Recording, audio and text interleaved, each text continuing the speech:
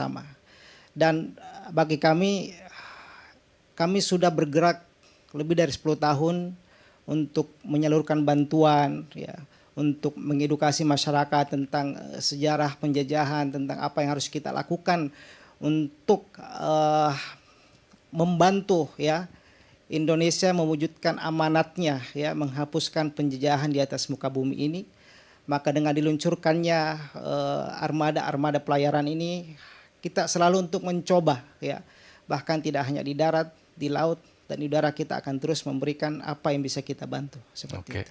Tekanan demi tekanan, mulai dari mental, fisik, begitu ya, dilakukan oleh tentara Israel, begitu. Apa yang kemudian membuat Mas Asad kuat begitu sehingga bisa hadir di sini di saat teman-teman yang lain butuh perawatan secara fisik dan butuh juga trauma healing?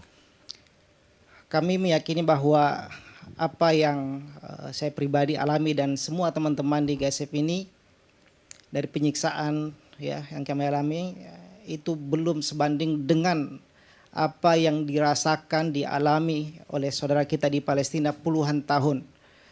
Kami keluar dari penjara meninggalkan 9.600 tawanan. 300 diantaranya adalah anak-anak. Dan suara mereka tak terdengar.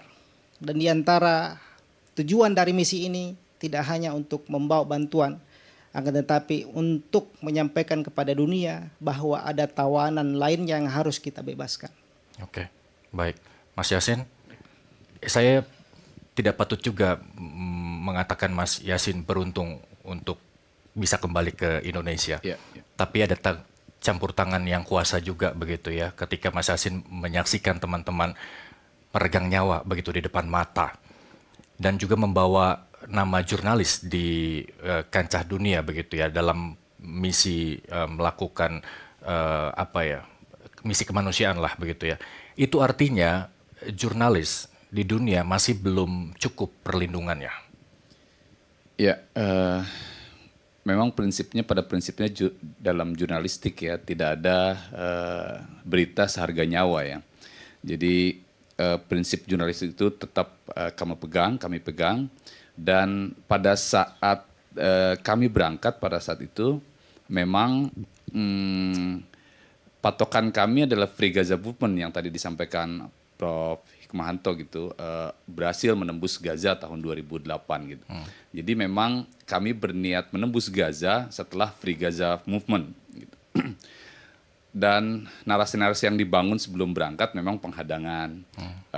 Mereka akan mencegah kami mengirimkan bantuan gitu. Siapapun tidak boleh masuk di perairan Gaza dan lain-lain. Tapi kami tidak menduga Israel akan sebrutal itu menyerang kapal Mavi Marmara. Tidak berpikir akan langsung membunuh gitu target-targetnya di atas kapal. Jadi ini yang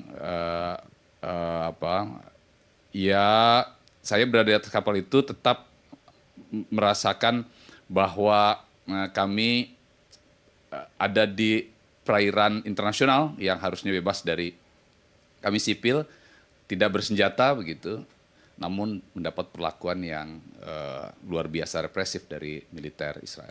Berarti artinya keamanan bukan hanya jurnalis saja, warga negara di dunia itu keamanannya tidak terjamin di sana begitu ya? Betul, betul.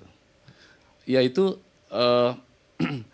misi Mavi Marmara ini, misi Freedom Flotilla ini memang menjadi pembuka setelah Free Gaza Movement dan mungkin jadi bahan pelajaran dari misi-misi yang lain gitu di atas perairan internasional seperti itu. Jadi Mas Asad setelah berangkat mungkin melihat dari apa yang terjadi di kapal Mavi Marmara sehingga itu jadi mitigasi tersendiri. Oke. Bagaimana membentuk keamanan di laut internasional, Prof, bukan hanya untuk kita tapi untuk seluruh warga negara di dunia? Sebenarnya sudah ada aturan-aturan ya, UNCLOS yang mengatur kapan negara boleh bertindak di wilayah laut mana dan seterusnya. Tetapi kalau kita lihat Israel, apapun aturan itu bisa ditabrak. Bahkan jurnalis yang seharusnya mendapat perlindungan itu juga bisa menjadi sasaran. Kita sudah lihat di Gaza berapa orang jurnalis menjadi korban. bahkan mereka meninggal. Belum lagi kemarin ini di Lebanon, dia juga tidak melihat jurnalis atau bukan jurnalis, juga akan menjadi target. Jadi kalau kita berhadapan dengan negara seperti ini, memang sulit. Tapi yang kita ingin munculkan adalah ini loh, negara yang dia ingin punya negara tetapi dengan cara-cara yang tidak diperbolehkan, ya, caranya itu menurut hukum internasional. Karena bagi Israel apapun dia akan lakukan, termasuk juga mendiskriminasi antara orang Palestina dengan orang Israel ketika berhadapan dengan masalah hukum. Kemarin ini ada undang-undang yang membolehkan orang Palestina untuk dihukum mati, ya kan? Dan tadi Mas Asad juga cerita bagaimana tawanan perang, karena mereka ini sedang berperang nih, ya, dengan misalnya Hamas gitu, itu diperlakukan sampai mereka kurus-kurus, seolah-olah tidak manusiawi, seolah-olah mereka melakukan tindakan apa yang Nazi melakukan terhadap generasi sebelumnya dari mereka. Nah, inilah yang kita harus terus dengungkan, ya. Pemerintah saya berharap tidak surut, ya. Memang kadangkala politik luar negeri bebas aktif ini kita ke kanan, kita ke kiri, tapi ketika kita kelihatan condong ke negara tertentu, tapi kalau sudah soal prinsip terkait dengan penjajahan harus dihapuskan di muka bumi, kita harus tegas. Seperti itu. Oke, ini di laut lepas ya, Prof, di laut internasional begitu ya. Kalau memang Israel melanggar teritori dalam konteks operasi keamanan negaranya begitu ya, lantas kemudian keamanan di atasnya ini tanggung jawab siapa? Di atas laut tersebut. Di atas laut tersebut. Ya, kalau misalnya seperti ini memang kecuali kapal yang sedang berlayar dan punya bendera kapal. Itu menjadi tanggung jawab dari negara bendera kapal. Tapi kalau misalnya di laut lepas, ya sebenarnya semua harus menghormati aturan-aturan. Dan di laut lepas itu sebenarnya tidak boleh ada misalnya perang dan lain sebagainya dilakukan di sana.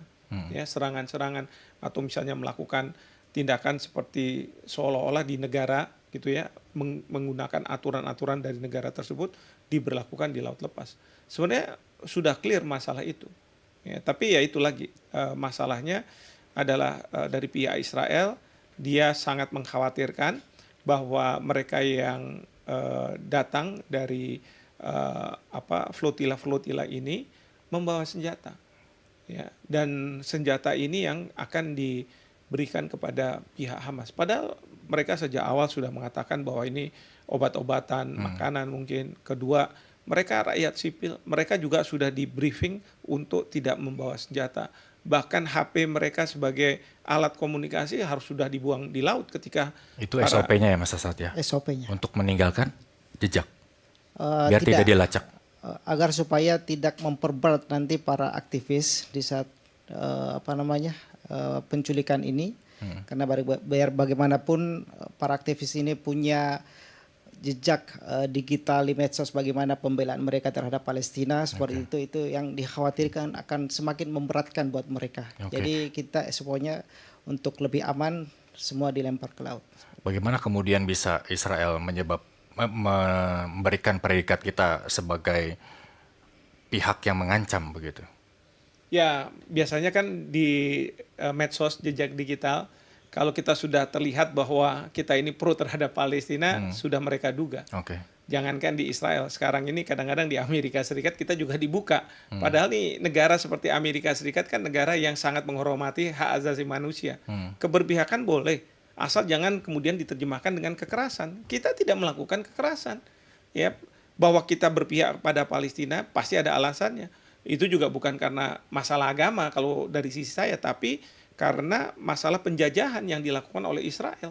Dan saya akan berpihak bagi mereka-mereka yang dalam posisi lemah, kira-kira seperti itu.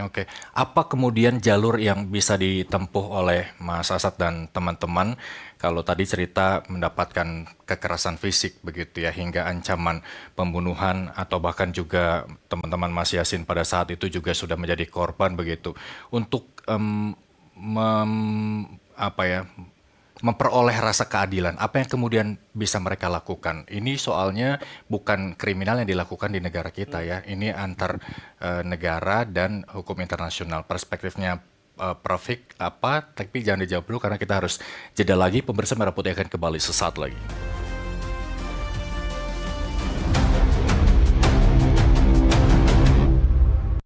Menghadirkan segmen